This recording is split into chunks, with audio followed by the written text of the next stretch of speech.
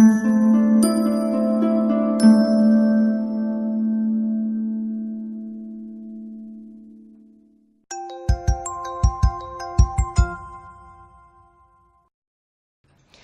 morning or good day everyone.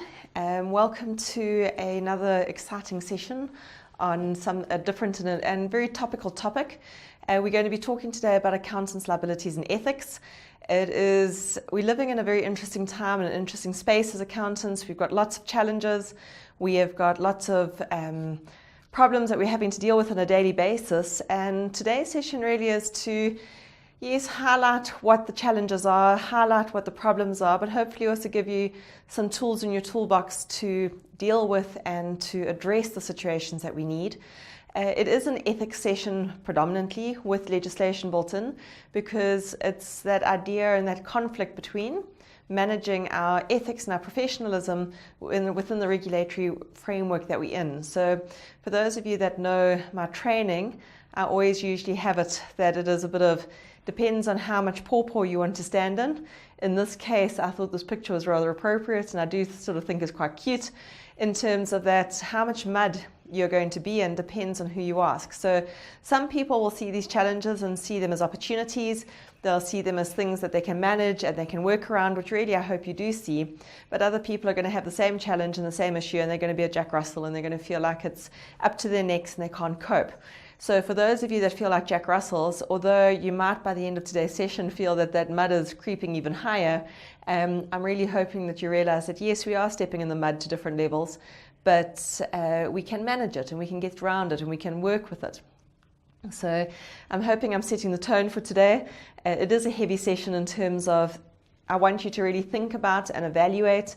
You're sitting quietly wherever you are listening to this, and I want you to sit and reflect on your clients, reflect on the business that you're doing, reflect on the bouquet of services that you're offering, and sit back and think about what the issues and challenges that you are facing and how we're going to manage them.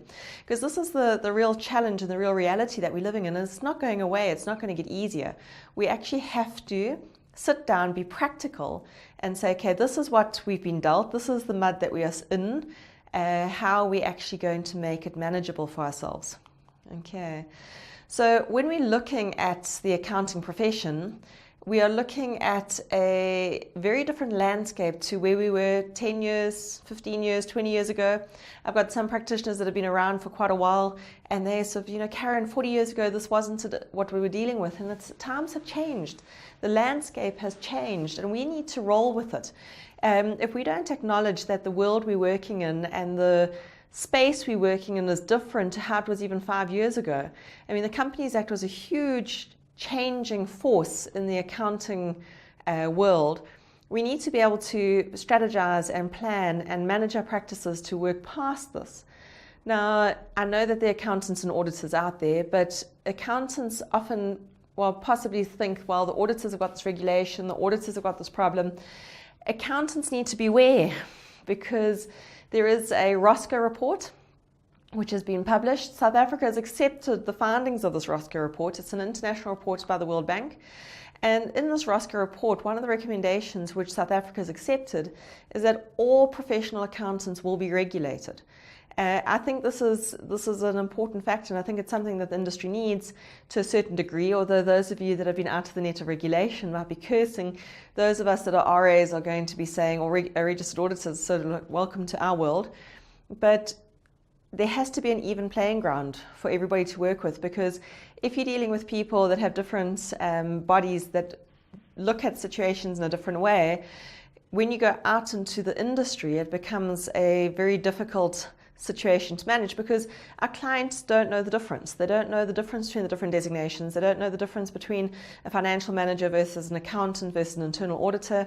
They have no idea as to what services we're really offering.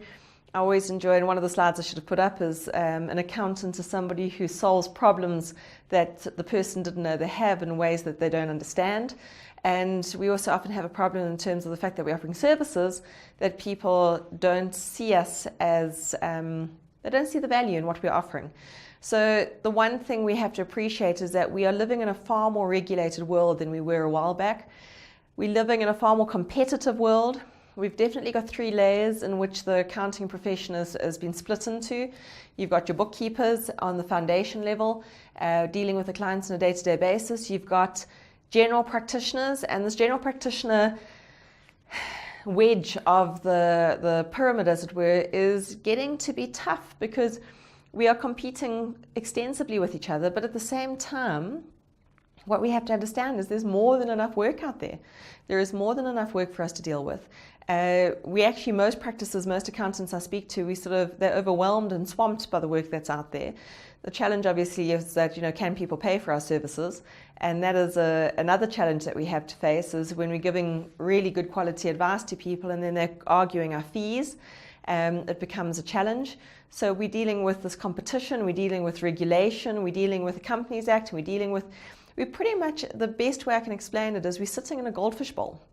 I often see in various different respects, I'll use the goldfish bowl analogy, where we are sitting, where people are watching us, they're paying very close attention. They in some ways are waiting for us to make a mistake because there's this misconception that accountants have money.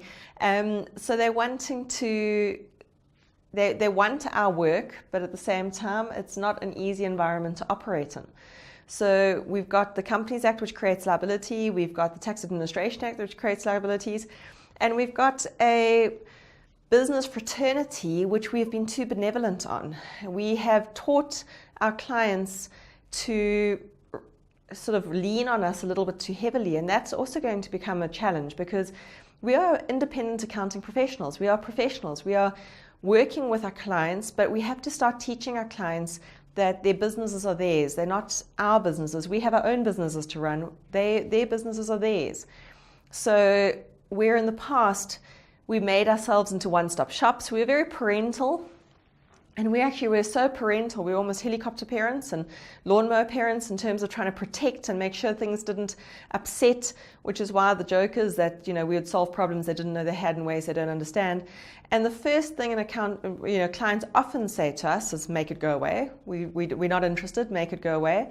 And then the second thing they'll often say to when something goes wrong is the accountant did it. And we're like, hang on a sec, you asked us to help, but now the moment the storm clouds start brewing, you start throwing it back to us, when really this is your business. You've got to take responsibility for it. So within that regulation, we've got to start realizing where the lines and the sand we have to draw, because we can't keep on taking on our clients' risk in the risk that we already are exposed to. So one of the things, and I know it's really difficult because if you qualified before the Companies Act changed and the way we've become far more litigative, we've got a situation where you're going to be in court far more often, whether it's to give expert testimony for or be a co-defendant against.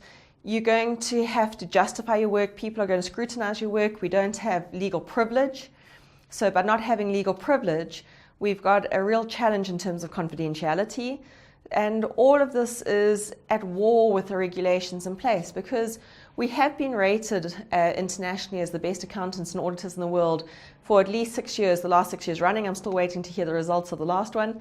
But we are considered to be the best accountants, prepare the best financial information, to be the best auditors in the world, which places high expectation. It places high expectation that we've got to continue at this level. But the silver medalist in the game is fighting very hard too. So we are working with regulators that are expecting us to be the best we can be. We're working with tax authorities that know that we're working with our clients. So they sort of look to us to solve their problems in many respects, that we have been delegated through the Companies Act and various legislations to be the eyes and ears of government, to be the eyes and ears of and the financial backbone of the country. So it's a tough place they've placed us in, because we are, again, still professionals out there to do business. So when it comes to competition and regulation, these are very life forces in our world, and we will discuss these things as we go further. The other big thing that we're having to deal with at the moment is the economic landscape that we find ourselves in. We are not in a growing, flush economic situation. We are in a very tight recession. Things are tough. People don't have money. People are struggling. People are in survival mode. People are very much in survival mode. We've got companies that historically have been very profitable that are not starting to make, their profits are diminishing. And never mind profits, never mind cash flows. I mean, the age-old saying that I've always enjoyed, that turnover or sales are vanity, profits are is your sanity, and cash flow is reality. Because if you don't have cash, you can't pay salaries, you can't pay taxes, and it's a very difficult space that you can be doing all of this work, putting all of this out there, and people not paying. So your clients have got that problem. We've got that problem to deal with as well. We are in a situation of rising prices. We're in a situation where economically things are tough. The world is struggling as well, and we are dealing with people that are, we are dealing with the accounting, we're advising, we're helping them get through this. So if nothing else, we've got a problem with going concern often. How do we assess and evaluate, and how do we respond to going concern issues? That's a big challenge that we deal with on a daily basis. So when you look at the landscape, if you just sort of stop for a moment and look out the window or sit and think back, times in the last 10 years have definitely changed. We are definitely working in a far more stressful environment. I question whether or not we charge our worth, but we have a problem there in benevolence again, because we know what our clients can afford. So often we are, doing all of this work for our clients, but not charging what we're worth, because we know what their balance sheets look like. And I often challenge, the other professions, the attorneys and the medical professions. They look at what they are worth and they charge accordingly, where we look at what our clients can pay. And that in itself is going to create challenges and issues in terms of our ethics. It's going to create challenges and as when it comes to regulation. I mean, I know that the law societies are starting to question if you've got a very low audit fee. They're sort of starting to say, well, for that audit fee, what kind of work was done? Because would anybody do work for that amount? So people are starting to look at this and starting to say, well, if we're expecting quality work, there's going to be a cost to it. And we've got to start educating our clients, as well as not to undercut our competition, because it does nobody any good. Okay, so when we start looking at ethics and start looking at liabilities, we have to keep in the back of our mind we are running businesses. Later in today's session, I'm going to bring up a slide with some few things to think about in terms of running businesses and how the liabilities and ethics of that challenge us. And today's session, I don't have all the answers. I can't roll this out to you on a silver platter and say, okay, this is what you're dealing with and this is how you eat this. I want you to sit back, and I want to raise points for consideration. And you're going to have to sit back and look at your own practice, look at your own space, look at the own place where you are at, and decide how you're going to deal with these things. So as I said, times are tough. So due to recent budget cuts, the lights at the end of the tunnel has been turned off. A lot of your clients are feeling that way. They're feeling very panicky. They're feeling very desperate. I think sometimes we're even feeling that way. It's a case of, every time you open up the newspapers, every time you listen to the radio, every time you turn on the TV, every time you go to social media, it just seems like we're surrounded by bad news and we're surrounded by challenges. But there is a light at the end of the tunnel, because just because things are high risk doesn't mean that that things aren't doable, that you can't work with it. I've had quite an insight, in the last 6 years that the Companies Act's been around, to see the panic and the uncertainty and the challenges that everybody felt back in the day. And over the time, people have started to realize this isn't so bad. This isn't so bad. We can deal with this. The biggest thing we've had to do is educate the general business population. That's the biggest challenge we have, is the general business population. They don't get what's actually changed. Some of them are unaware that things have changed. They don't understand why your fees have to be more, because you're taking on more risk by signing off those reports. They don't understand that dealing with SARS has become more challenging in terms of the Regulation and Tax Administration Act. So there's a lot happening around us that we actually have to educate our clients, because as soon as our clients start to understand that this is what we are facing, they start to also look at things a little bit differently. It's also a case, like I said, often I'm going to come back to fees here and say, if your clients are sending you all of the stuff to do, where they could do a lot of it themselves and you can help them with the higher skilled problems, when you start charging what you're worth, they start thinking twice about sending you frivolous and miscellaneous issues, and start actually using you for the skills that you're there, which helps both sides, because companies must take responsibility. Owners of businesses must take responsibilities in order to turn the light back on. Okay, so we have got quite a bit around us that is challenging us. Okay, I know that there are various different professions that are very different professional bodies that are watching and listening to this at the moment.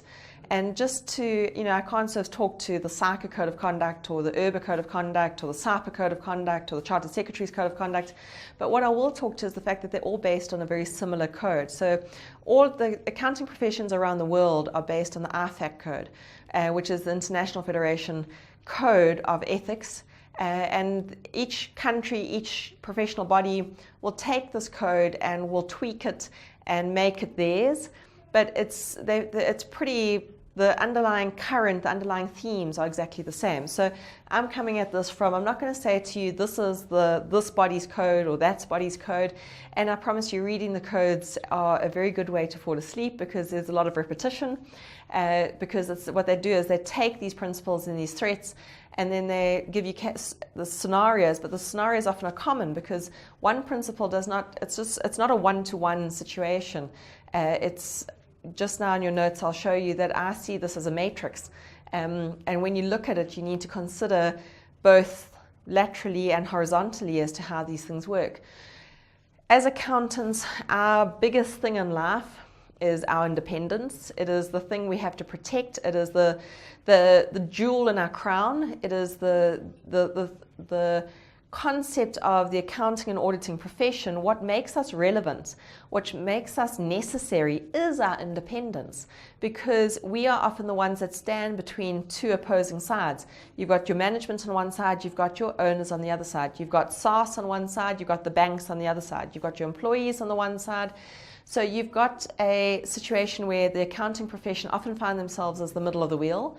And for each party that is engaging to listen to what we have to say and take value from what we say, we have to prove to be independent. We have to prove that I always have this mental image. I'm a 70s, 80s child. And the way we were taught to swim was our parents would put a Bentley belt on us. And I don't know if any of you remember what a Bentley belt is, but it was a very old-fashioned contraption which had a little vest and it had this little rubber tire around your waist, and hopefully you would float. So you'd be tossed out into the water and hopefully the right way up, and you would float. And independence to me is a Bentley belt, because what we are needing to do is we are needing to make sure that we keep distance between us and our clients. And obviously, depending on the scale of where you are in the profession, if you're an auditor, your Bentley belt is a tractor tire. You can't let anybody get within a meter of you.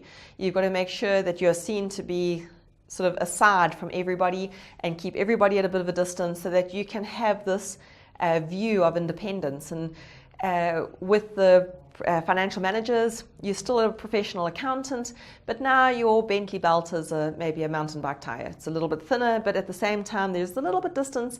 You know, we definitely sit aside and sit separately from everybody else, because we need to be able to look and evaluate these things from an independent perspective. Now, to me, independence of mind is easy. It's the perceived independence that'll be a challenge, but we'll talk again, that'll come up. The other side of the codes are based on principles, okay? And the biggest thing that I have here is the moment you tell me something is principle-based, my mind is going to go 2 other steps further. So if I get told that I've got a principle base, and I'm telling you now that the codes of conduct, the modern codes of conduct, are very different from those way back when. The modern codes of conduct are principle based. We used to have rules based codes before. So it was, you can do this, you can't do that. You can do this, you can't do that, which made multiple choice questions for academics very simple. But now we're told, well, this is the principle. You need to protect this principle. And so the moment I get told I have to think about a principle, my mind jumps to the next step, which is I'm going to have to apply my judgment. And the moment I have to apply my judgment, I better document what I've been thinking, because it doesn't help to apply my judgment if I don't write it down. And then when somebody challenges me at a later date, I can't defend myself because I can't remember what I had for breakfast this morning, never mind what I did 6 months ago, never mind what I did 6 years ago. So we really do have to get into a much better habit of documentation. And documentation, I've always said, is like paying insurance. We hate to do it, but it's useful. Okay, it's one of those things that you hope you never ever have to use your insurance, but when you do, you're glad that you have it. And documentation is going to be exactly that same thing. It's also a mechanism to reduce your risk, to reduce your liability, because you've documented what you've been told, resolutions are documented, you've been documented what representations have been made to you, you have taken minutes of meetings, you've recorded conversations, and it's not just you sitting there making up ideas, because when the client turns around and says, the auditor or the accountant did it, you can say, but yes, on this date at this time, you told me that. Okay, so it's our safety net in many respects. And especially here, if somebody's going to argue with me and tell me I did something wrong, I need to present my argument first. So this is where, and again, running throughout today's session, one of the protection mechanisms and one of the mechanisms you're going to use in order to manage this liability and this risk that we're faced with is to make sure, A, you do a damn good job. You do a job that is impeccable. You do a job that is worthy of your qualifications and of your standards and is worthy of the profession. You act in a way that is responsible, obviously. You choose your clients carefully because, if the clients are wanting to bend the rules, that's your reputation linked to that. And you document. You document what you know. You document what you see and you address that. Gone are the days of knowing something's a little bit off and sort of turning a blind eye to and saying, I don't want to know. Because now if you come across something that's a little bit off and you say you don't know, it can come back to bite you really badly later. So we have to acknowledge pink elephants in the room. We have to acknowledge when companies are trading under difficult circumstances. We've got to acknowledge when directors are playing fast and loose with the company's money. We've got to acknowledge when the shareholders are treating the companies like their personal bank accounts. We can't just because, and again, this independence and this challenge is that our clients pay us. So we have got to make sure we protect our ethics and make sure that we are doing the right thing for the profession and at the same time for our customers, because our clients actually benefit from us having good ethics. Every ethical dilemma, as one of my practitioners said to me, has got an economic consequence. And there are a lot of people out there that'll pay because they know that you are independent and you've got strong ethics, and therefore they'll pay a premium for that so that they can sleep well at night. And that you can tell them when they're crossing a line, because one of the, yes, you've got the people that will intentionally do things, but often I find it's negligence in terms of they just don't know. They don't know they're not allowed to do that. They don't know that that's a bit dodgy. They don't know that they're stepping on trigger wires. But at the same time, we've got to, how far do we go? We're not there to fix their problems unless they're paying us to fix their problems, but the people running the business need to take responsibility, and we are a skill that we offer them. As auditors, it's up to management to fix. If management don't fix, we report. So one of the issues that we're going to have to think about as we go through today, and I'm hopefully going to be pointing you in various directions where you're going to sniff the air and say, oh yeah, I've got something to deal with here. But the moment you catch that whiff in the air that there's a problem or there's a challenge, or you get that uncomfortable sensation and the hairs in your neck or in the belly of your gut, you're going to have to be a bloodhound. You're going to have to put your nose down. You're going to have to follow it through to the end. And you're going to have to deal with what you find out. We can't walk away. We can't pretend it's not there, because the moment we're involved, we're going to have to deal with it. Maybe one of the resolutions is to walk away, but we're going to have to document why we did and whether or not we had a reporting obligation. So ethical dilemmas. If you are aware and focused and awake while you are doing this, you're going to find that you're going to have ethical dilemmas every single day. There's always going to be something challenge you. Is this right? Is this wrong? Is this right? Is this wrong? And one of the things you'll notice, I'm not going to tell you what's right or wrong, because your moral compass, the idea of right and wrong, got set when you were very young. The Jesuit priests, the Catholic priests would say, give me a child until he's 7 and he's mine for life. Meaning that once a child is 7, if they've been influenced by religion, they will have that embedded in them for the rest of their lives. They'll always fall back on what they were taught. Social scientists had said, no, 7 is a bit late, 5.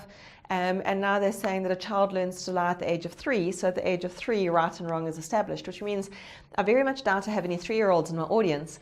But the fact that at 3, they'll say, no, mommy, I didn't eat that chocolate cake with chocolate icing from ear to ear. They don't lie very well, but they know that what they did was wrong. Okay. But for some people, I've got situations where I've got clients that have told me about theft situations where they've fired employees for literally putting money in their back pocket.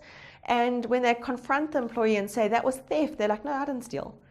because in their mind they don't know it. They don't. It's to them they haven't done anything wrong. So this is another challenge we have where I'm hoping for your sake, because life will be much simpler if your ethical understanding of right and wrong matches your clients, matches your an organization that you work in, because then life is simpler.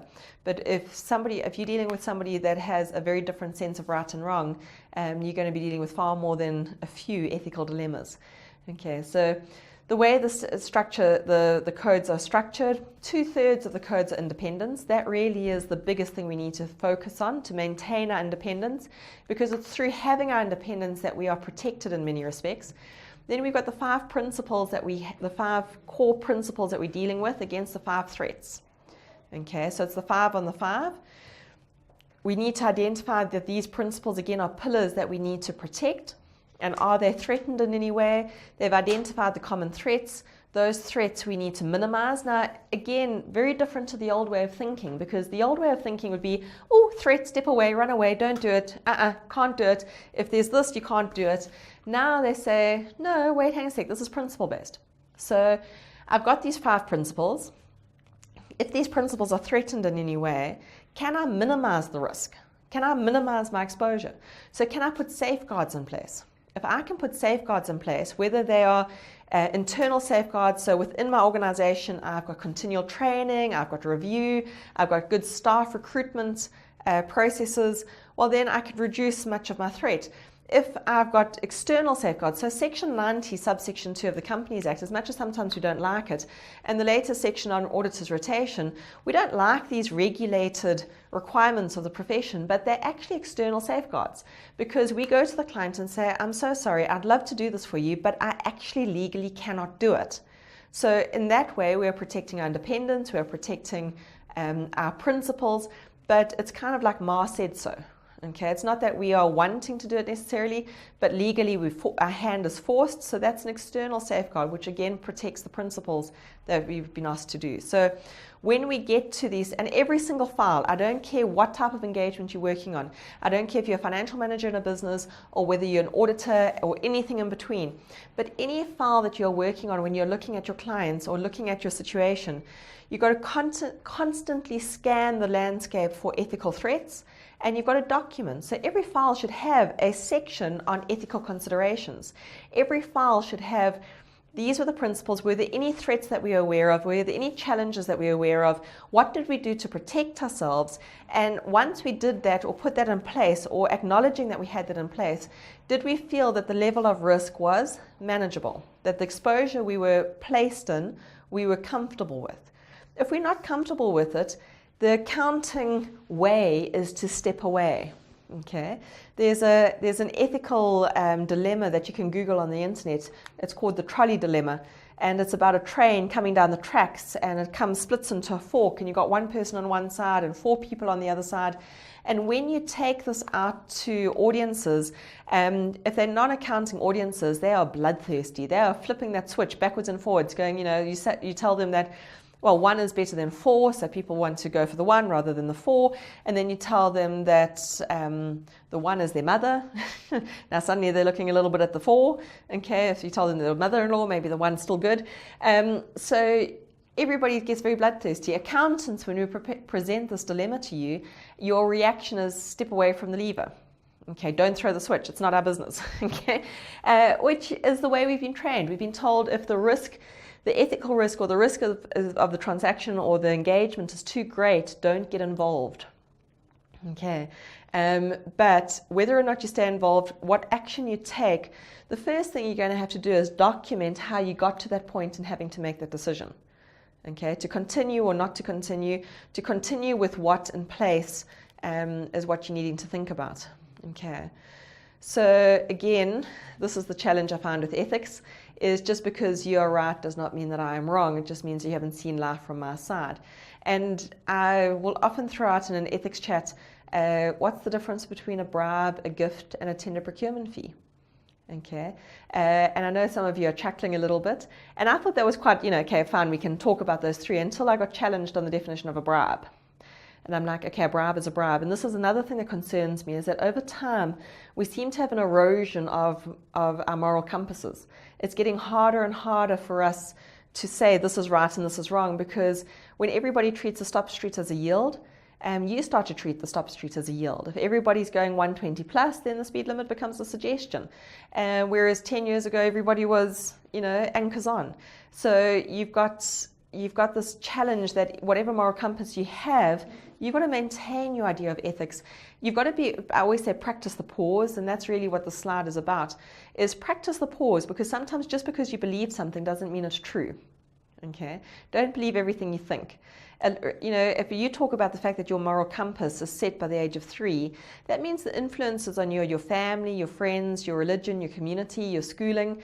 All of these have molded you into the person you are today. And there are some things that we've been taught, and there's some things that are acceptable and unacceptable in our families, that we then carry forward into our adulthood. I know that as parents, we often get this total shock when we hear our mothers or fathers coming out of our mouths, because it is so much a part of us. And ethics is prejudicial. Ethics is judgmental. We have to categorize and file and make quick judgment calls to survive, because we've been bombarded constantly with information. But sometimes you've got to practice the pause. Just because you've been told that that is not right doesn't mean it's not right. It just means that you see things differently. I've always got a joke with audiences where I say that, I'm a real English stiff upper lip upbringing. And one of the things we have in our family is no displays of public affection. We have got our personal space. We don't do well when people step in to kiss us, because we don't quite know what to do with ourselves. And you might be offended because I might go as rigid as a board if you step in to give me a kiss on the cheek. I don't mean to. It's just my instinctive reaction. I don't mean to offend you. And at the same time, just accept that I have personal space. Okay. But I've got to practice the pause. I've got to stop and think about my reactions and think about how I respond. Because it doesn't mean it's right or wrong. It just means that I've got to say that's how I've been taught. And so this gift and bribe and tender procurement fee, when I've got a client that says to me that, well, you know what, when you give a gift to say thank you, it's good manners. But if I give the bottle of wine before you give me the favor, so a gift in anticipation of a favor, then it's a bribe. So how's it that when you give it afterwards, it's okay, but if you give it before, it's bad? And I start to worry when I start to understand the rationalization that people are having. I mean, the other one I heard, which I thought was very good, was that bribes are courier fees. And I was like, okay, I need to go audit and double check any courier cartage postage. And he's like, well, if you use the post office, does your letter or document or parcel get there in time in the condition you want it to be in? But if you send it by DHL or by one of the courier companies, it gets there within 24 hours in perfect condition. So how is that different from a bribe? So this is where I'm talking about with survival mode. When you come across your clients, they're thinking this is like a courier fee, you're thinking it's a bribe. Okay, and you've got to be very sure in your thoughts, and you've got to understand what the client's trying to do and understand the intention behind the client, because that intention is so critical. If they're intending to get away with something and then it's a deliberate act, we've got to be careful, because there we're treading into very boggy ground. And there I go back to my pups and my dogs and sort of saying, okay, the mud's getting a bit deeper now. Okay, but when you're looking at ethics are grey. It's very difficult. And I find when I go practice to practice within house training, there's certain organizational ethics, and you'll walk into one firm and no, we will not do this kind of work, we'll not do this, and this is unacceptable. And you walk into another firm, they're like, well, let's think about this first. Okay, so people view things differently, but you need to know what your own ethical perspective is. You need to know what your personal ethics are. And then what is that line in the sand that you're drawing as to how far you're prepared to go no further. But at the same time, please always think about the other side. Just because you've got you've got an initial reaction, and that initial reaction I place value on, I place tremendous value on. Often you'll have a funny feeling and there's nothing really that you can spot, but you just sense something's changed, something's different, something's not right. That's that sniff in the air that you catch, that you've got to put your nose down and follow through. And you might get to the end and realize that it's just a different perspective. You might get to the end and realize that, hang on a sec, you were right all along, this is wrong. But practice the pause, okay? Don't jump to conclusions without stopping and reflecting and thinking about something first, okay? So when I come back to independence, I've already said that there are two types of independence. Okay, there is this perceived independence and mental independence. Mental independence I'm pretty comfortable with. I think most of us are mentally independent because we are professionally skeptical. Our profession is drenched in skepticism. We do not believe things we are told easily. If things sound too good to be true, we generally think they are too good to be true. When people tell us things, don't you find yourself, and those of you that haven't developed this yet, you must probably young in the profession, but the more experience you have and the more exposure you have to different businesses and different places, you start to realize that when things are too good to be true, look too good to be true, they are too good to be true, and you start questioning and you don't accept. Okay, we're professionally skeptical, and the best, and I've actually, I was meaning to put a picture into the slides because I think it's brilliant, but the best example of professional skepticism is salt and sugar look the same. Think about that. Salt and sugar look the same. The only way you can tell the difference is to taste. Please just don't go taste all white powdery substances. Be very careful there. But professional skeptics, we look and say, okay, fine, it could be sugar, it could be salt. We need to do something more to verify this. Okay. So that professional skepticism, that is, I often don't know if it's the chicken or the egg. Are we accountants because we are professionally skeptical, or do we become professionally skeptical by dealing in the world of finance? It's the perceived independence that is more troubling to me. It's the perceived independence that is more difficult to manage, because how do you manage other people's perceptions? Okay, I come from a small town where everybody knows everybody's business, and before somebody announces anything publicly, everybody already knows. Okay, so how do you manage your independence? How do you manage what people are thinking? That's where we have to pull back on ourselves and say, these are the risks that we have as professionals. We are part of a professional body. We are one of the, we are judged. I look at myself and yes, I'm Karen, I'm a mother, I'm a wife, and I'm an accountant.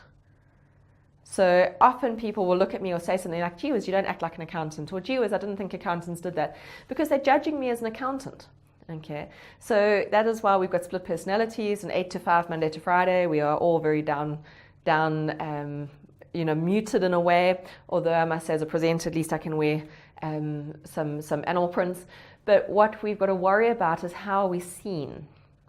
Because when we are sitting at those negotiation tables, or if we are standing between users and directors, or standing between employees and management, or standing between the bank and SaaS, are people listening to what we have to say? Are they taking the advice or the counsel that we are giving and taking it to heart because they value our independence? Or do they think we are favoring one side? It's sort of parents again. All kids believe their parents love the other sibling more. Okay, what is the perception and how do you manage that? Okay, so you really do have to manage this independence. Again, putting up walls or putting up safeguards is really where you need to go. You need to think very carefully. I'm very hesitant about this voluntary audit space. I'm very hesitant about these independent reviews, because independent review, and I come across in practice far too often people that are preparing financials and doing the review, and just because it's not statutorily required to be independent per the Companies Act doesn't mean the code doesn't require you not to be independent. So you actually have to assess your independence and assess what safeguards you have in place so that you'll be perceived to be independent. So if this is ever challenged, worst case scenario, you get taken on in court with your financial statements. One of the cracks in the wall that they can come after you with is that you were not independent. You were favoring the directors. Therefore, we cannot place reliance on your work because it's tainted or skewed towards the director's perspective. That is not the space we want to be, unless, of course, we are on the director's team. Unless we were providing skills to the directors, then fine. But were we independent to the directors that we could tell the directors when they were doing things that were wrong, and the directors would listen to our advice? Okay. Again, the only true independent audit or a voluntary audit you have is one by directors, because they are extending their fiduciary duties by asking for an audit, as opposed to shareholders who own the MRR and it is their company. When shareholders ask for an audit, they are sort of saying, well, we want to check up on the directors. Okay, so when you've got these owner-managed businesses, please tell your clients what hat are you wearing, because they themselves need to know from where the decision comes from, the documentation again. When we are dealing with these clients, when they're wanting us to do these engagements, and if we've got challenges to our independence, we need to manage, we need to document, we need to sit and think carefully about whether or not we can actually do the work, whether we will be perceived to be independent, because as I said, most of the time I'm pretty comfortable that you are skeptical, that you are mentally independent, that you can separate yourself from the engagement and look at it with clear eyes. But this is also why we've got these mandatory rotations and these mandatory independence requirements in the Companies Act, so that you can, the profession and business as a whole can place greater reliance on our work, because we're actually forced to be independent, even if we believe that we are already. Okay, so as I said, the 5 principles and the 5 threats, all codes are based around these ideas: integrity, objectivity, due care, confidentiality, professional behavior. Those are, with independence being an umbrella, those are the individual pillars that we need to uphold. Okay, we cannot have any value in society, we cannot have any value in our profession if we do not have integrity. People need to be able to trust us. People need to be able to know that we are reliable. Okay, so integrity is an iffy concept. Everybody sort of says to you, well, it's doing the right thing no matter what, and it's sort of like, if you see 10 rand on the ground, will you give it back to the person who dropped it, and do you give change back to the teller when they give you too much change? I think integrity is more than that. It's bigger than that. It's harder to manage, because integrity is being a person of your word. I think that is more, it's a more manageable definition. So if you are a person who says what you mean and means what you say, and people can always count on you. They can count on you to react in a certain way in certain situations. They can count on you that you will not allow certain things to happen, because if they tell you this, they know that you're going to say, hang on a sec, people, wait, this isn't quite right. They have an idea that you stand up and you stand for what is right. But I don't like to say that word right, because as I've already said, your right and my right can be very different. Your 6 could be my 9. So how you've grown up, how you view things, I will see something maybe definitely as a bribe, and you say, but it's a gift. Okay, so this idea of pegging integrity on doing the right thing, the challenge is what's right for me and what's right for you might not be the same thing. So it's a spot that I'd be wary of. But self-review, when we look at our work, because the threats would be your self-review, personal interest, intimidation, advocacy, familiarity. So if our integrity is threatened, maybe it's because we're intimidated. Maybe they're threatening to take work away. Maybe they're threatening to give us a bad name. Maybe they're threatening us in various different ways. What about advocacy? So advocacy being that we believe strongly in something and we advocate for it. Now, maybe we don't want to see something because we believe so strongly in the cause, or we believe so strongly in what's happening that we don't see. Sometimes they can sort of bend us to do what they're wanting to do against what we believe is right. Familiarity. I've got a big thing with familiarity, but more with objectivity, because if you're very familiar with somebody, do you see them as they are, and do you actually see whether what they're doing is right or wrong? And can they maybe talk you over to their side of the argument because of your familiarity and your relationship? So a lot of these are relationship issues. Personal interest, okay? When times are tough and you can gain, whether it's financially or whether it's through relationships or through connections or networking, that could challenge your integrity. It could challenge you to do the right thing or possibly not do the right thing because of that gain that you're hoping to achieve. And with personal interest, I'm not just looking at financial. To me, if you've got your husband working for a company, or if you've got a friend, or if you've got a family member, you've got an interest in that company's success, because if that company is successful, then your personal relationships will benefit. So integrity can be threatened in many ways. Objectivity, everybody glances over this one and says, oh, well, being objective is quite straightforward. It's being neutral. And we always pull out the jokes about the glass is half empty and the glass is half full. And then, of course, the scientists say the glass was never empty because it was half water, half air. And then other people say that, the glass is refillable. And as a neutral accountant, my response should be that the glass is twice the size it needs to be. You decide on what is right or wrong. My challenge with objectivity, again, is that we are molded to the people that we are today by our experiences and by our life changes and by the businesses and the client base that we have. So it's very difficult, again, to practice that pause. And how good is your poker face? Because one of the big things about objectivity is that when I walk into my client and if they say things and do things, I've got to be objective. I've got to have that space to practice the pause. I can't react from a place of personal belief straight away. I need to stop and find out all the facts, find out what's going on, get a clear understanding of the situation before I form my opinion. That's being objective, okay? But it's also having a good poker face, because whatever my personal beliefs are, I need to check them at the door. I need to check them over there and say, okay, well, as a daughter and as a mother and as everything else, that is over there. I'm now looking at the situation as an objective accounting professional. And again, self-review, can you be objective on your own work? Often we're so proud and excited about the work that we do that do we see the errors? I always laugh with self-review and I call it the power of the send button. How often have you sent stuff out and as it goes out, you're like, oh, I need to call that back because suddenly I see a spelling error, I see this or I see that. Okay, so you often can't be objective. You can't mark your own homework. Okay, and that's self-review all the way through. That is why we need to be independent again. Because if we're going to mark our own homework, we're going to see what we were trying to achieve, what we're trying to get at. We're not going to look at it objectively as to what is on the page. Okay, so objectivity and self-review is a tricky relationship there. Again, personal interest.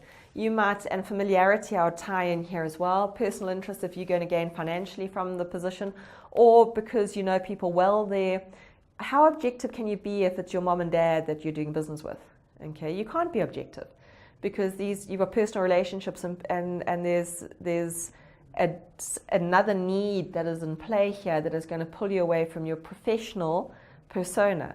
So again, familiarity, that's why this forced rotation, it's to reduce this familiarity.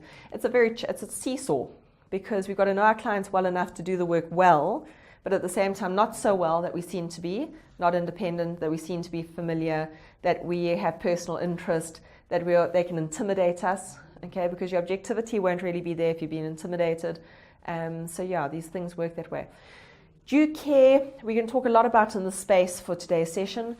Due care in our code is that taking, when you take on clients, or when you're working with clients, and I find this very difficult with, again, because we are a scarce resource. If you had to add up the professional accountants in this country, there are not many of us. I mean, if I had to add up the SICA members with the other designations and all the rest, do we top 200,000?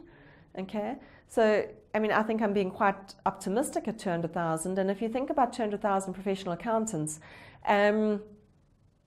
to service a population of 55 million, how do we do that? How do we have the time, the resources? Think about ProvTax. When ProvTaxes came up last month, suddenly you realize exactly how many clients you had in book and how many directors and shareholders and trusts and all these things, which don't necessarily all come together at the same time. But ProvTaxes is definitely a time of year where everything comes together at once. And suddenly, do you have the resources? Do you have the personnel? Do you have the time to do a good job and not to be fractured in 50 different directions? Do you have the technical skill? Okay. And the professional bodies want you to expand. They want you to grow. They want you to have continual lifelong learning. They're not opposed to you taking on work you're not familiar with. But here's the thing. You've got to spend time doing it well. So if you're going to take on an engagement, say you've never done an attorney trust or you've never worked with attorneys before, if you're going to take on their work, spend some time getting to know what this field or this industry is about. Get to know the risks, get to know the legislation. Spend time doing what you need to do to take due care.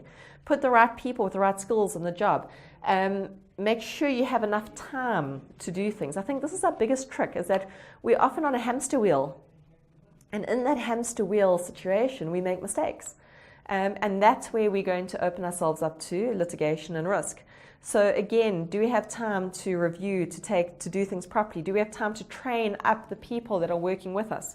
And again, you can see here in terms of familiarity and self-review and personal interest, maybe personal interest, or you wanting to get into the sphere to extend your business. But can you? Do you have the time to do it? Okay. Herb has got a very interesting thing which has come out about fees, because back in the day, and I talk about the good old days, back in the day there was it was a very bad thing to lowball. If you charged less than you were worth, if you didn't just look at your rate per hours and charge accordingly, if you discounted your fee to your client in order to be competitive, Herb sort of said you were lowballing, and then they would give us give you a bit of a warning. Nowadays, Herb says, the fee is a commercial decision. The fee is a totally commercial decision. It's got nothing to do with them, but the quality of the file has got something to do with them. So if you decide to charge 50% of your fee or 100% or whatever, so long as the file you produce or the work that you do is of the correct standard. Now, I sit back and I look at this with due care and think, there's a human element to this. If you've got 3 clients, the one walks in and he's paying you a premium. Well, you're going to be saying, yes, sir, yes, ma'am, absolutely. Again, now suddenly we've got this personal interest threat possibly, or possibly intimidation, because now they're paying you so much. But you're definitely going to pay attention to this, because this is a good client. This is a good earner. Then you get the one that pays you your standard rate. Well, that's great.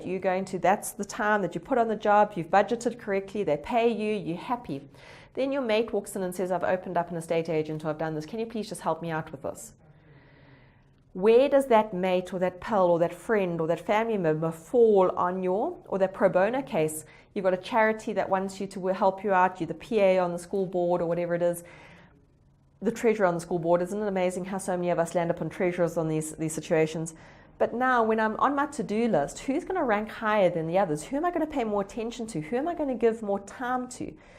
And I can almost guarantee you, because I don't think I'm alone in this, is that the ones that aren't paying you, the ones that you're doing as a favor, they seem to fall down lower and lower on the list. Those squeaky gates don't get oiled. And so are you taking due care with them, or are you rushing it off? So many disciplinary actions have happened because of people doing favors for friends, and generally doing favors for friends outside their skill set.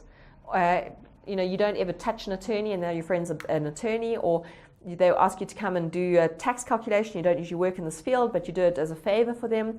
Or just because you want, suddenly, how many of your prop taxes were done at like 11:30 at night? Because, and did you take due care? And then with the volume of clients you have, or the volume of work you have, how well do you know each client? How well do you know that each provisional tax return was done carefully? Okay, so we need to put in place. Confidentiality, we are pretty good with confidentiality, although with the POPI Act, which is the Protection of Personal Information Act, it's going to become more of an issue. But we are in the world of confidentiality. All our staff sign confidentiality agreements. They know that they can't even go home and tell their significant others anything that's happened at the office, although I always joke and say husbands are the best people to tell secrets to because they're not listening anyway. And then, by the way, that's just because women verbalize externally. So husbands cue in the beginning, cue in at the end. But we've got confidentiality, but we do not have legal privilege. And again, this now becomes something we have to manage, because doctors and attorneys, when it comes to certain, there's a legal privilege. They cannot divulge the information that has been given to them. Even with a court order, they can't divulge it without the consent of their client. Where we sit in a situation, and that's where we're going to go with the legislation issues and with the reporting issues, is that we sit in a situation where we are sprinkled with pixie dust. To the best of our ability, we will maintain the confidentiality of our clients. Clients, there's another reason we generally dress in like 3 colors, being black, gray, and blue, because we've got to inspire an image of confidence and that people can tell us things and know that it'll stay with us and we won't spread it to the world. And people will tell you their 50 shades of grey secrets, but they won't tell you that they're in debt. So we have to inspire confidence as that we will maintain confidentiality. But our clients also need to know that if they do things wrong, if they step outside the bounds, if they break laws and they have non-contraventions, there could very well be a situation where we are called upon to break that confidentiality because we've been subpoenaed, because we've been asked to testify. And then as accountants, we are sprinkled with pixie dust. And in that situation, being sprinkled with pixie dust, we have to we are compelled to answer. So our brain will be going, shh, don't say it, don't say it, don't say it, don't say it. And our mouths are going, and by the way, this is what you need to know. Okay, and I'll show you in the different statutes where this is definitely the case. But always remember, if we are called to court to testify, we are compelled. We cannot protect. We cannot say that there's legal privilege. Okay. One of the challenges that I'll also make you think about, if you've got clients that have legal privilege. So if your clients are attorneys and doctors and priests, please be very careful in what you document in your file, because you can't breach their confidentiality. So think about an attorney trust file or a doctor's file. I've had a recent case where a practitioner was speaking to me about SARS questioning bad debts, and it was for a medical practice. And now when they call for invoices and statements and all the rest, what is on those invoices? The diagnosis of the patient. The doctor's not allowed to disclose that, except to the patient or with consent from the patient, maybe to the person paying the account. But if you send all of that to SARS, you've just breached your doctor's confidentiality. So we've got to sit and be aware of these challenges that we face. And then, of course, overarching, if anybody accuses you of a lack of integrity, not being objective, failing to take due care, not respecting confidentiality and the bounds in which we have it, then you're going to be accused of behaving in a non-professional manner. So they're going to say that you're not behaving in a professional, your behavior is not professional. In the good old days, this was put in a different way, and it was put in bringing the profession into disrepute. Okay, we have enough challenges towards our profession with people having lack of faith in us sometimes, and the Enrons and these financial scandals haven't helped us at all. Okay, having the Fidelity Fund with the attorneys have so many claims made against them on clean audits is concerning to the profession, because other people's behavior is making my reputation more difficult to manage, because you're behaving badly, people are judging me based on your behavior. So if you are guilty of any of the other offences, you're always going to be found guilty to not behaving in a professional manner. We are professionals, and sometimes it's not fair. Okay, sometimes you want to go wild at a party the night before, don't put it on Facebook. Okay, be careful of your social media, be careful of the way you present, be careful of your language, be careful of when you go on a business lunch, have one drink, not five. You've got to be seen. People judge you. As I said, I'm a mother, a wife, and I'm an accountant, and people will look to me and say, so that's how accountants behave. So when we're looking at ethics and you're looking at these challenges to ethics, it's not simple. It's not black and white. There are definitely sliding scales of grey here, and we've got to manage them.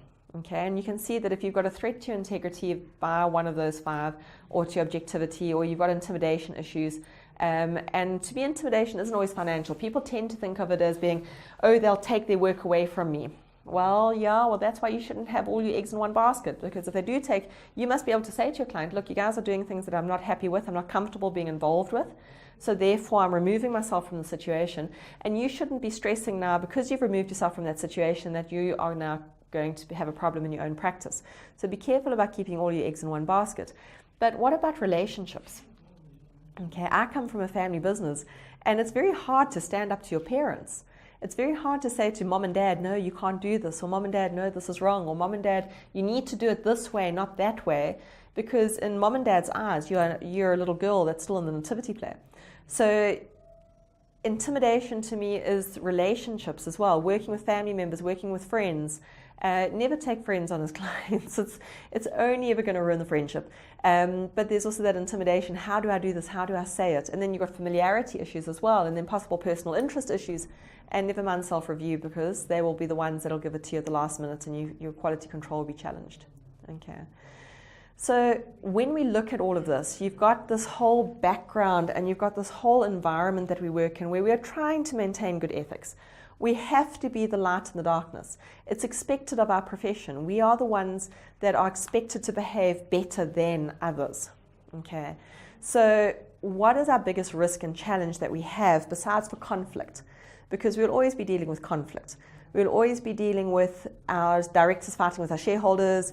We'll be dealing with SARS and the bank. We'll be dealing with employees, and we'll be dealing with the director board possibly.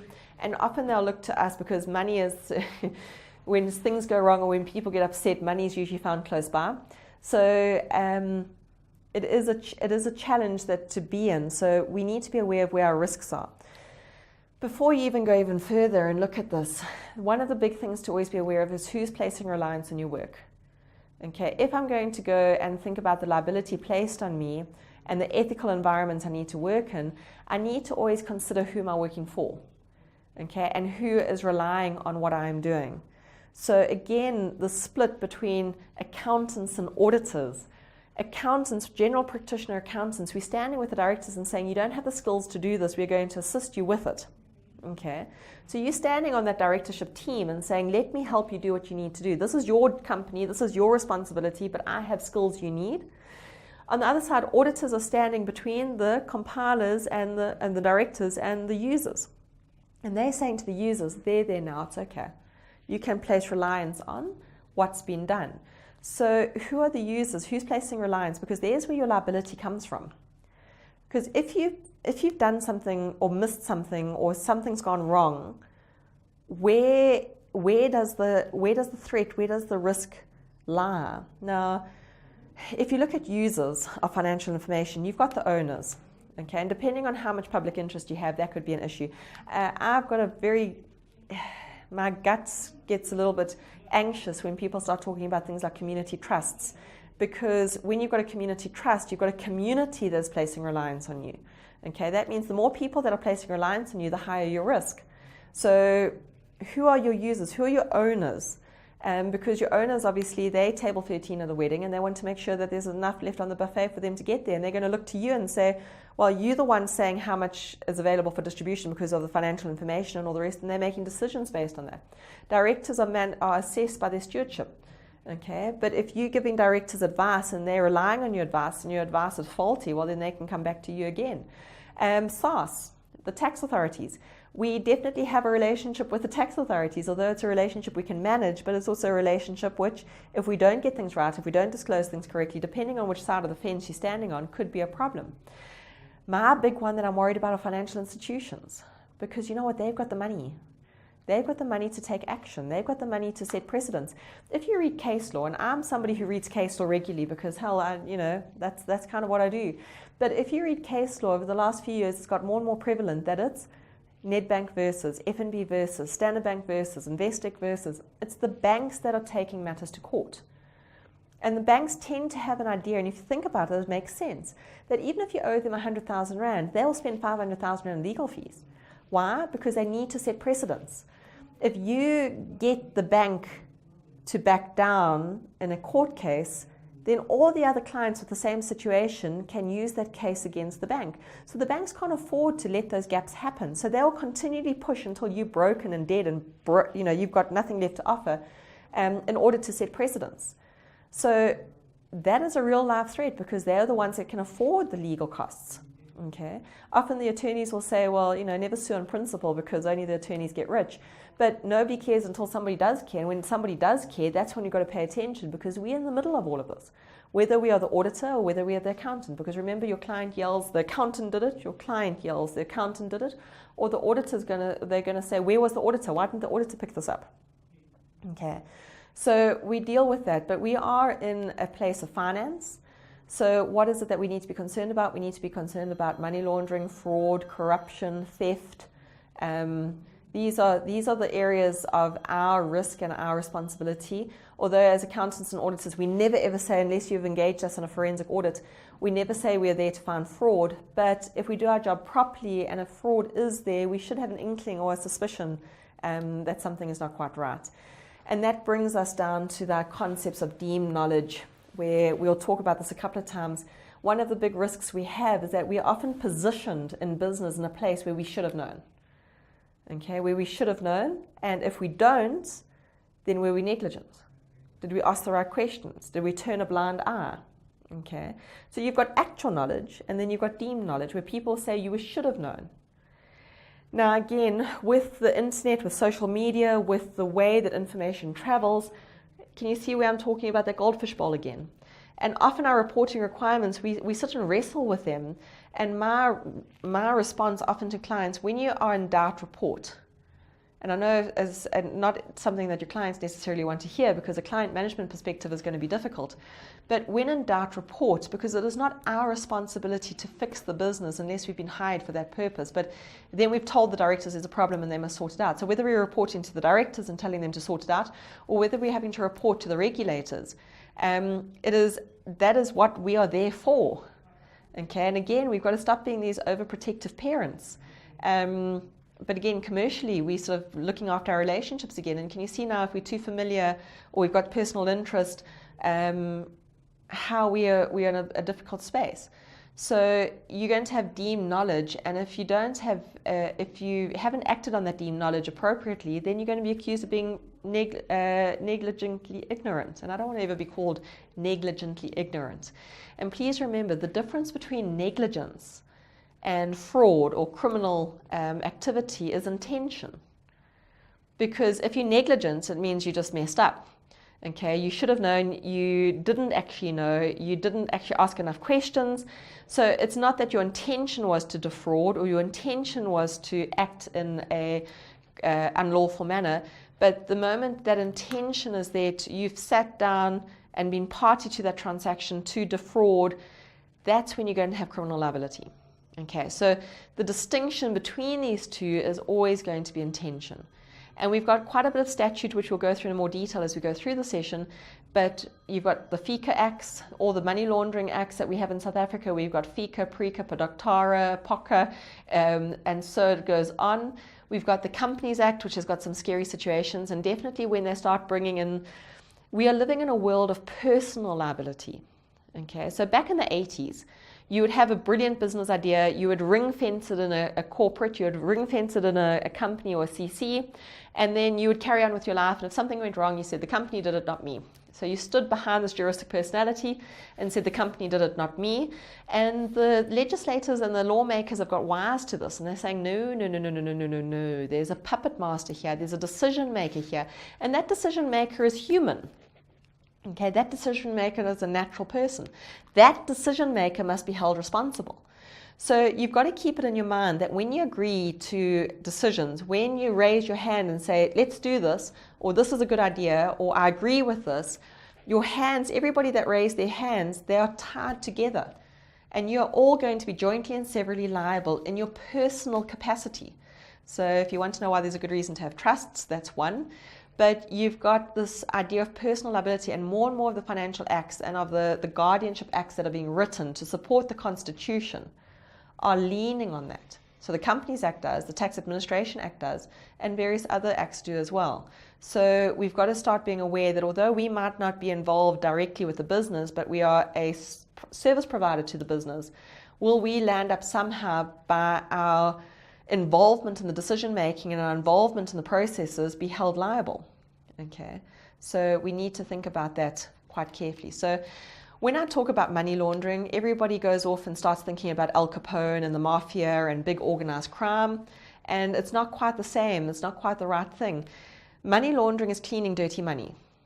And you know, one of South Africa's challenges is that we are very open about corruption. We are very open about what's going on. Just look at this whole movement in municipalities over the last few months and the different things that are coming out from the different places around the country about benefits people are obtaining from not so kosher, not so good methods.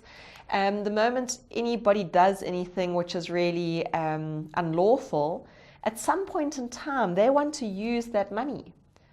And one of the ones that is the closest to home for us as accountants is tax evasion, because that's an unlawful activity. You've got, the law of the country says you must pay tax. If you evade, and I'm not talking about planning, if you evade tax, you've received a benefit. At some point in time, you want to bring that benefit out into the light. How can you bring that benefit out into the light? That's money laundering.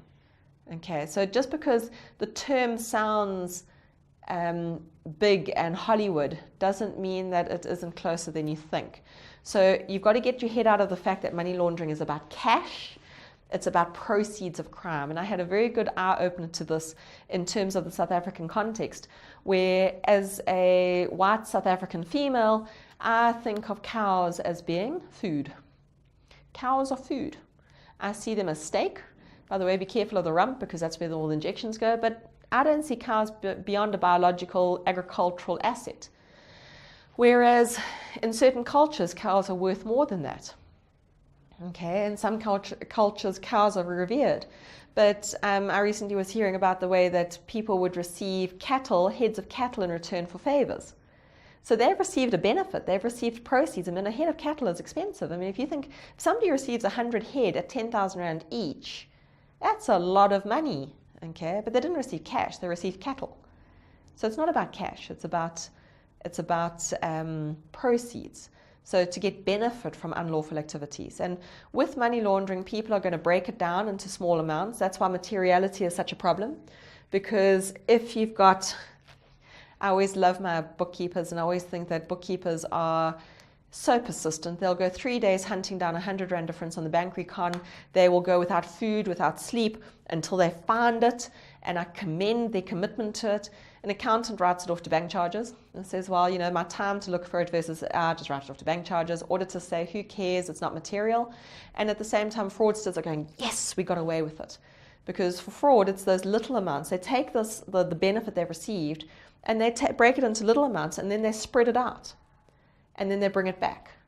And it's in that bringing it back into the economy and into the environment that we as accountants are most at risk.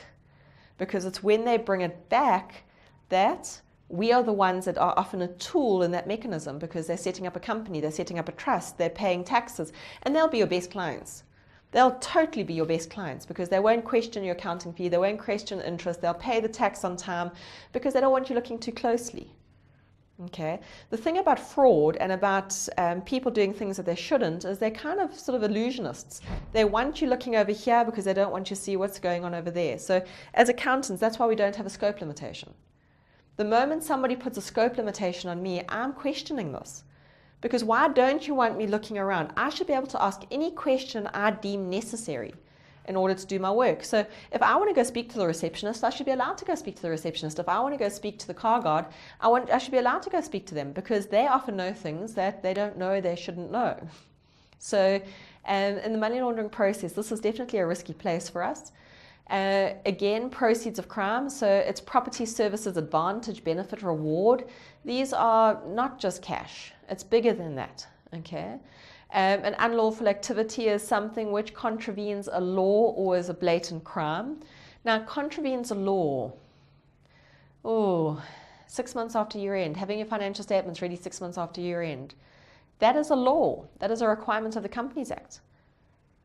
Now, is it fraud or not? Is it a problem or not? What is the intention of management? Were they trying to get this done and we're just having roadblock after roadblock after roadblock, which we know happens? Or were they deliberately delaying the process so that they could obtain some benefit from not having their financials available? Okay, so you've got to sit, and you can start to see now where reportable irregularities fit into this.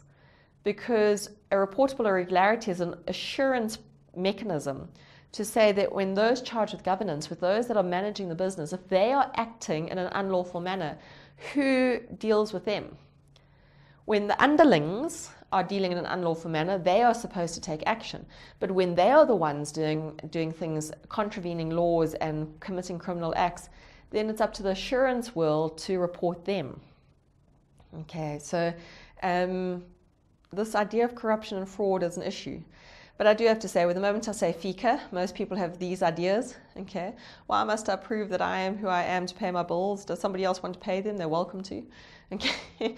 I also have another, hopefully it'll come up later, but with money laundering, and the Financial Intelligence Center is there to gather information so that it can be enforced, and we've got some reporting requirements there. So if you are potentially worried about the type of things that constitute money laundering, we've got a bit of a list here for you to think about and to look at. And that a person who knows or ought to reasonably have known, there's that deemed knowledge idea again, that property forms part of the proceeds of unlawful activities. They're an offence if they get into an arrangement or basically join if they help conceal, disguise the nature, source, or disposition. So think about somebody coming to you and telling you their great Aunt Betty died and they want to put it into a trust, or they're wanting to buy a house, or they're wanting to start a business or invest in other people's businesses. Aren't you assisting them? So again, you've always got to know where the money's coming from. Enabling or assisting a person to avoid prosecution. So now we've got to look at this tax evasion versus non-tax evasion, because if you're assisting them by, when you're appealing the situation, is it a legitimate situation, or have these people really done this, but they're pretty much putting you out there in the front and saying, go make this go away. Rendering of or assistance or advice to a criminal to assist them to control the proceeds. How many in your financial services will come to, people come to you and say, assist me on planning, assist me on investing, assist me on doing this. And we are definitely at the coalface on this. Allowing somebody to benefit, getting a person commits an offence if he knows or ought to reasonably have known that the other person had obtained those proceeds from unlawful activity. So we've always got to track the source. We've always got to know, where does the money come from? Is it really great Aunt Betty? And in South Africa, that's another challenge we have, because a lot of us have tannies and ooms and aunties and uncles and grannies and grandpas that aren't legitimately blood relations, but that's the way we talk about them as a matter of respect. So do you know the source? Do you know who you're dealing with? Do you know where the money comes from? And as such, when they come to you to set up these businesses or to work with these businesses, do you rest comfortably? Do you know what's really going on? And then obviously never ever offer to deposit or withdraw money on behalf of somebody else, because ignorance is not a defense. So, those emails you get of, I've inherited money and I don't have a bank account in South Africa, and will you please deposit this money into your bank account? No. And there's actually a court case where I think it was either a brother-in-law or sister-in-law innocently and naively believed where the money was coming from. They deposited the money and they were found guilty, just as guilty as the person who had committed the fraud. Okay. And it amazes me how often, well, we'll talk again later in terms of who does this. It's not these, the Al Capones and all the rest necessarily. I'm worried about that granny that sits at the back of the office that has worked there for 40 years, because you don't expect it of that person. How often do these things happen by people that are closest to, or the people with long-serving histories? People can be, I'm at the professional skepticism again. If somebody's too charming, my radar goes up, because why are you so charming? Okay. Not everybody's so charming all the time. So the moment people try to distract you and try to look in a different way, or try to make you believe something which doesn't ring true, we need to stop and pay attention, because we have worked too hard. This is my biggest plea to you, is that all of us as accountants, we have sweated blood and tears. We've got psychology bills coming out of the roof to get where we are. None of us have got here easily. None of us have got here without making sacrifices. And I don't want you to give up your reputation, which the moment your reputation is gone, it's like glass. Once it's cracked, it's cracked. It's like paper. Once you've scrunched it up, you can never flatten it out again. Because of what your clients want to do, okay, or what family wants to do. Always stop and think, okay?